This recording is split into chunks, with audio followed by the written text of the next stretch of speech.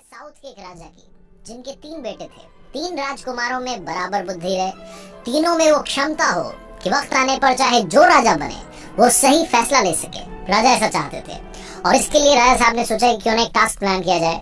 तीनों राजकुमारों को दरबार में बुलाया गया और उन्हें टास्क समझाया गया। राजा ने कहा कि आप तीनों राजकुमारों को बारी बारी से 4-4 महीने के अंतराल में, 4-4 महीने के गैप में एक पेड़ को ढूंढने के लिए जाना है। वो पेड़ हमारे राज्य में नहीं है, आपको दूसरे राज्य में जाना है और वो पेड़ ढूंढ करके हमें बताना है कि कैसा दिखता है, कैसा वो पेड़ है।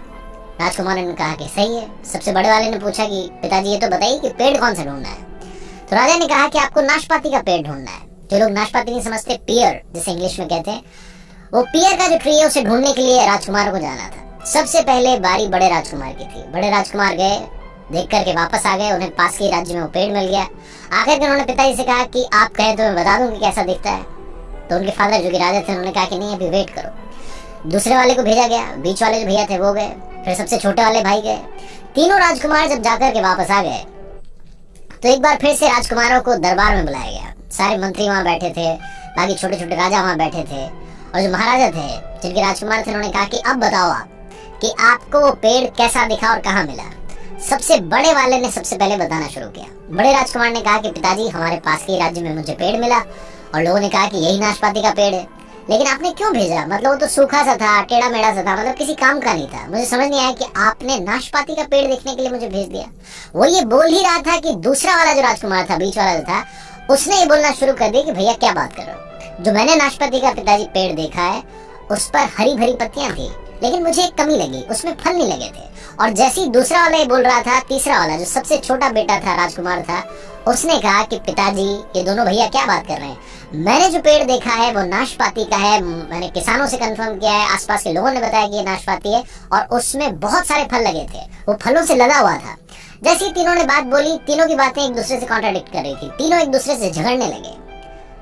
दरबार में जितने मंत्री थे, जो छोटे छोटे राजा थे, वो सब देख रहे थे कि ये महाराजा क्या करवा रहे हैं, अपने बेटों में फूट पड़वा दी, लड़ाई करवा दी। तभी राजा अपने सिंहासन से खड़े हुए और बोले कि आप तीनों राजकुमारों को झगड़ने की जरूरत नहीं है। आप तीनों ने बिल्कुल सही पेड़ को देखा है, लेकिन क्योंकि आप 4-4 महीने के अंतराल में गए, इसलिए आप तीनों ने एक ही पेड़ को अलग अलग अवतार में देखा है। आपको बहस करने की जरूरत नहीं है। तीनों राजकुमार चुप हो गए। राजा ने फिर कहा कि मैं आपको 3 बातें सिखाना चाहता था, इसीलिए इस पेड़ को ढूंढने के लिए आसपास के राज्यों में भेजा था। राजकुमार ने पूछा कि पिताजी क्या समझाना चाहते थे। तो उन्होंने कहा कि इस पेड़ को आप तीनों ने अलग अलग टाइम पर देखा और इससे 3 बातें सीखने को मिलती हैं। पहली बात, किसी भी चीज पर फैसला तब तक ना लें जब तक आप आखिरी तक उसे ना जान लें। चाहे वो कोई इंसान हो, आपका दोस्त हो, फैमिली मेंबर हो, या कोई सिचुएशन हो, या कोई चीज हो, जब तक आपको पूरी जानकारी ना हो अपना डिसीजन ना लें। दूसरी चीज जो ये छोटी सी कहानी हमें सिखाती है, जो राजा ने अपने राजकुमारों को बताया, कि जिंदगी में कभी भी किसी को भी जज ना करें। हो सकता है कि वो वक्त उसके लिए खराब चल रहा हो। बड़े वाले राजकुमार ने सोचा था कि सूखा पेड़ था, बीच वाले ने सोचा था कि इस पर तो फल ही नहीं लगते, और तीसरे वाले ने सब कुछ हरा भरा देखा था, फल भी देखे थे। राजा ने कहा कि तीसरी बात जो सबसे जरूरी बात है वो ये कि इंसान की जिंदगी में कभी भी टाइम एक जैसा नहीं रहता। वही पेड़ पतझड़ में सूख जाता है और जब सावन आता है तो हरा भरा हो जाता है। छोटी सी कहानी, मजेदार कहानी, 3 बातें सिखा